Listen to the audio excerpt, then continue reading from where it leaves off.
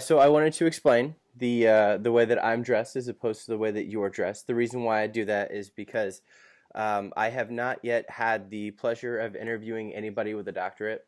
So I feel that if I did, they would expect me to dress a certain way. So the journey begins. I want to be able to document this, and it's almost like we get to capture a little piece of history.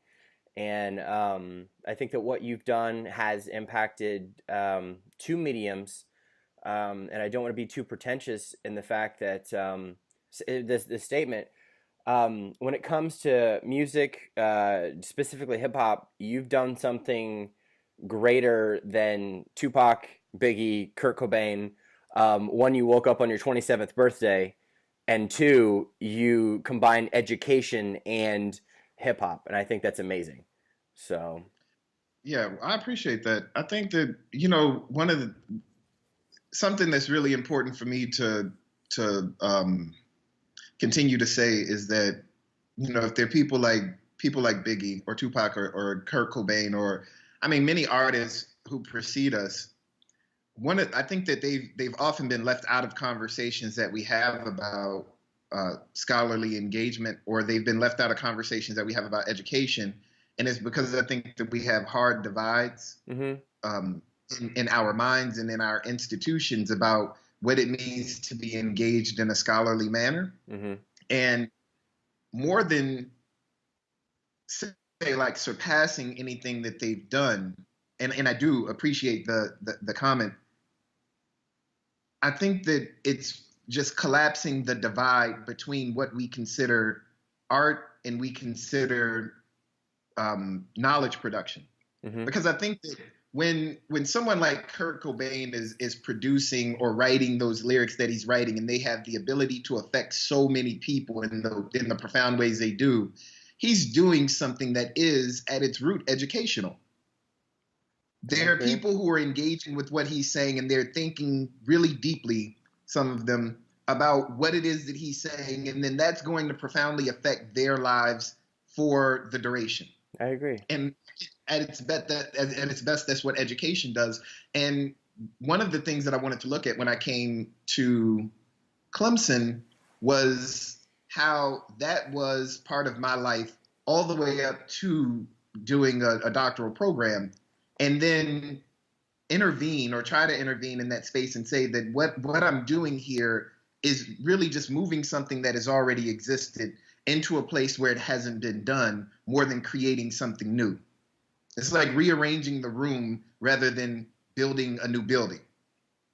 I understand I understand the concept, but it's still so it just feels so far away Mm-hmm. before the conversation that you actually got to. Can we do a little bit of origin story, like where this all started? I mean, essentially you've made your move across country, and what was it like growing up? You're from Decatur, correct? Yeah, so I was born in Decatur, but my family moved, or so I have five brothers. I've got two sisters. For the for most of that time, I lived with my mom and two of my brothers, and then the older of the two brothers that I lived with moved in with my dad. But we started in Decatur, moved down to Southern Illinois, which is a peculiar place in itself. Moved up to Joliet for a while, and then moved back. So I tell the story often that I've never, I guess, with the exception of my last 2 years of high school, and then college and graduate school, I never went to any school for more than two consecutive, or more than, yeah, for 2 consecutive years. It was always a move after the school year. And anyhow, Decatur was the place where, like, it just always came back to being home for me.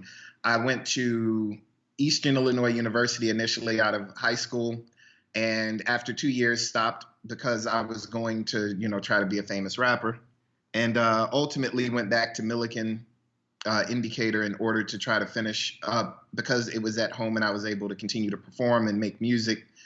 And then I taught for a little while in Decatur, and then I ended up teaching in Springfield while working on my master's degree.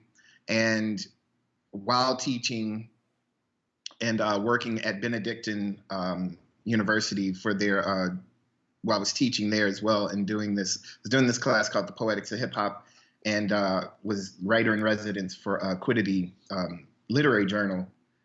Applied, had this conversation with the director of the program at Clemson, and then found myself on my way out to Clemson to do kind of what I felt I was doing in the Springfield community, as this scholastic enterprise, or as this intellectual enterprise, in attempting to write a dissertation that was going to somehow be representative of, you know, like the knowing, making, and doing that was going on in Springfield while I was there before I left.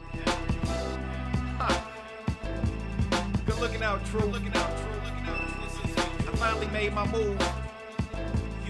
I figured I'd give you an update on where I'm at right now. What would you call an educated Negro with a BA or an MA or a BS